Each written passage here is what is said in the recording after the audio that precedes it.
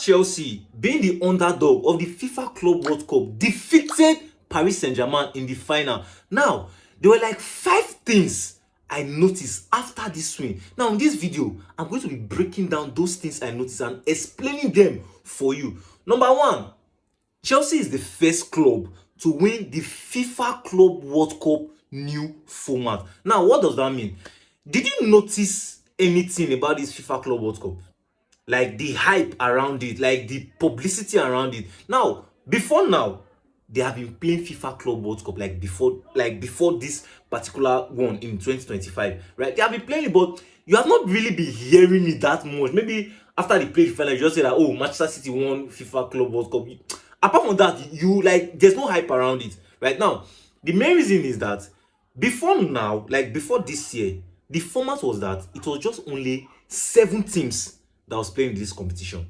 Just 7 teams, and there were just like 3 rounds in this competition, which is the quarter-final, semi-final, and the final. So it's more like 3 rounds. Apart from that 3 rounds, that is just it. So after these 3 rounds, the quarter-final, the semi-final, and the final, then anybody that wins the final, they are the winner. And it's just more like knockout stages. 1 match, you play quarter-final, 1 match, they knock you out, you move up. I don't know if you get. So this was like the basic format, right? Before this year, they now changed it from being 7 teams to 32 teams. So now this format is more like the FIFA like World Cup settings. Like, you know the way we play World Cup, right? That is where this format is. 32 teams once in every 4 years. So it's more like the World Cup for clubs. Now, don't look at this thing that Chelsea won as a small team. No.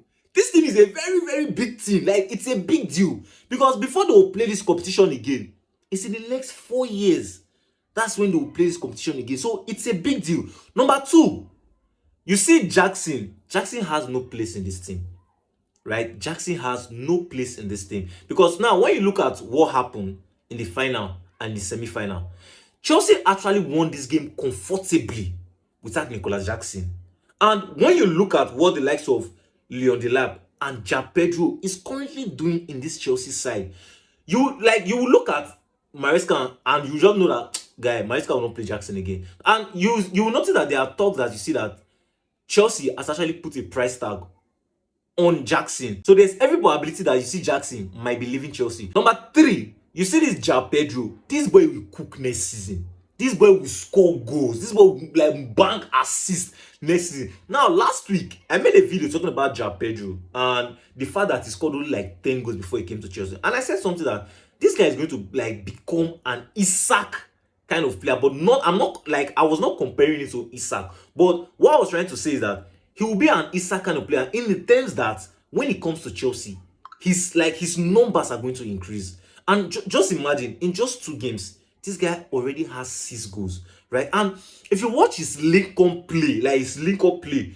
with his midfielder, you will know that there's already a chemistry between him and Kopama, right? If you look at that first chance whereby Kopama had in the game, that first chance that it went wild. Now look at the link-up between J Pedro and Kopama. It's something that I wasn't expecting J Pedro to do that. I was just expecting as they give him the ball, just like look for a way to turn and play shot. But see the way he just sweetly sets the ball for Kopama. So you can already see that relationship there. And look at the assist Kopama gave to J Pedro for the 3rd goal. So I see that, you see this guy, he has already built a chemistry with Kopama. So you see Kopama will be finding this guy more next season. And what you just need to do, before I continue going on with this video, if you have stayed up to this point, please hit the like button. If you haven't subscribe just to be clinical.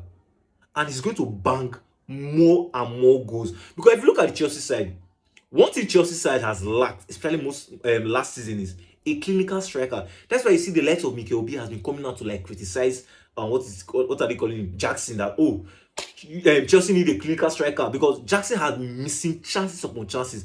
Chances that Chelsea are supposed to win a game. Jackson will miss all the chances, and maybe they might at the end they lose the game or draw the game. So you see J Pedro, this guy is definitely going to cook next season. Now, number 4, you see Deilap. Deilap has to improve, right? He has to improve. If not, he's going to see limited game time next season. In as much as him and Maresca are guys from the past.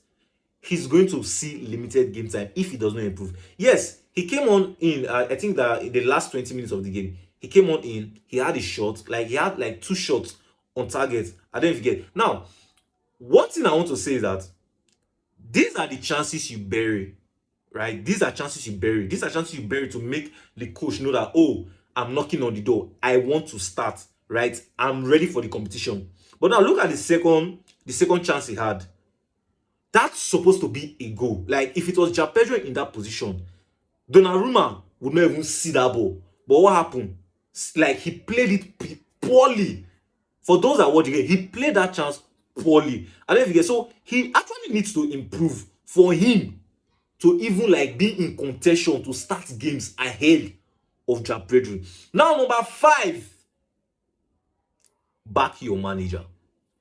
See, in as much as we're like, I think we're yapping Chelsea that Chelsea have 50 players, they have 70 players, and the rest.